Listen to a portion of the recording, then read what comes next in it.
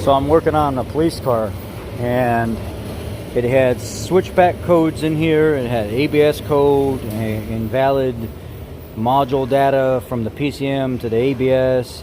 It had a ton of codes in here, and you see how everything is green now. It all cleared out. Well, on this cop car, I'm having power issues going to the parking brake switch, and it only has 3,000 miles on it. So I stole the steering wheel off of that one. I stuck it in on this one, and all of a sudden, my switchbacks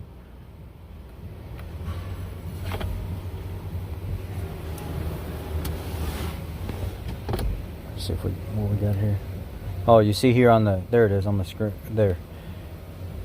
If you go to menu, now all the stuff is, let me turn this light off real quick.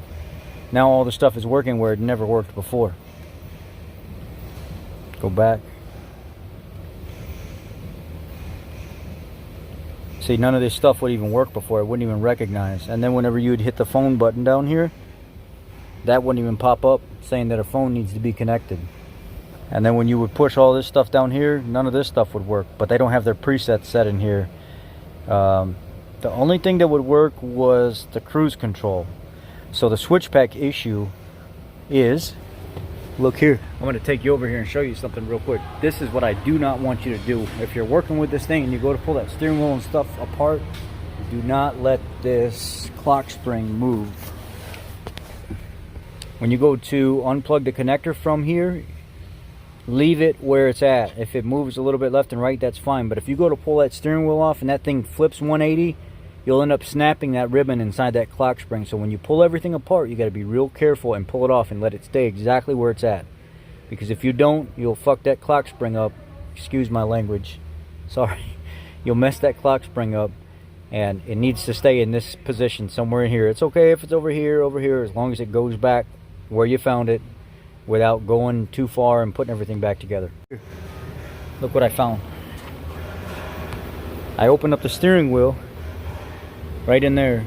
The spring that holds the airbag in, and how you get to the airbag, how you get the airbag out of here, is they put little holes in the side of the steering wheel. And what you do is you take like an Allen. 6134, go ahead.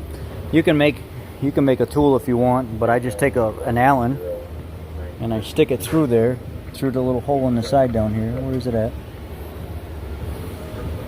You see this here, how that Allen is going through there, and there's a little guide hole, and it guides you right into that spring, and then you push that spring and it releases the pressure on the airbag, and then you can slide the airbag out of there. But you got to go through the proper depowering procedures to be safe. Some people don't do that. I do. If you look here, when I pull the spring back, you can see that some of the wires are chafed a little bit, and it was grounding out.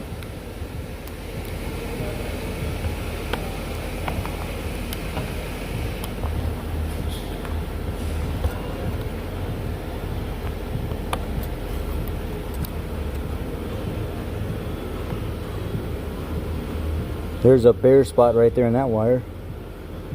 Right there. You can see it's kind of shiny. It poked through that.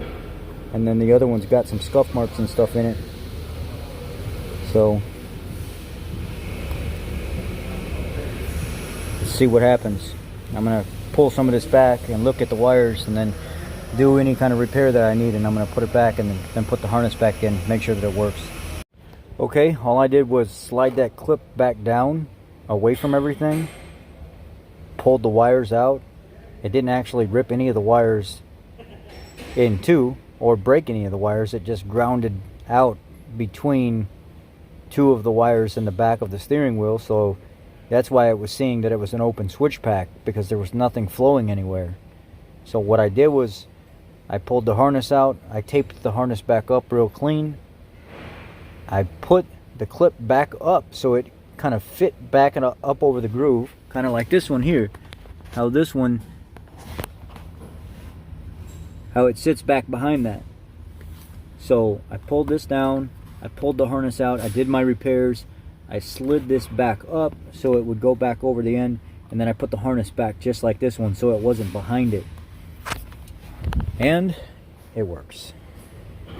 Let's see. There's the menu. There it goes back. There's the voice service thing. Go back. everything's working now. Cruise control didn't really have a problem before. It came on and off by itself. So the switchbacks are now working. Everything's fine. It scrolls up and down just like it's supposed to. So be careful inside this airbag. If you get the switchback code, just pull that airbag out of there and see. And like I said, the little holes are right back here. 6191. And all it does is just push against this detent spring. It pushes it in on this side, and then you pull the corner out, push it in on this side, pull the corner out, and then you swap, depower. Make sure you depower everything. I don't want to be responsible for somebody getting hurt. But that's it. That's how you fix the 2020 Explorer switch pack Inop stuff. I appreciate y'all. Be blessed.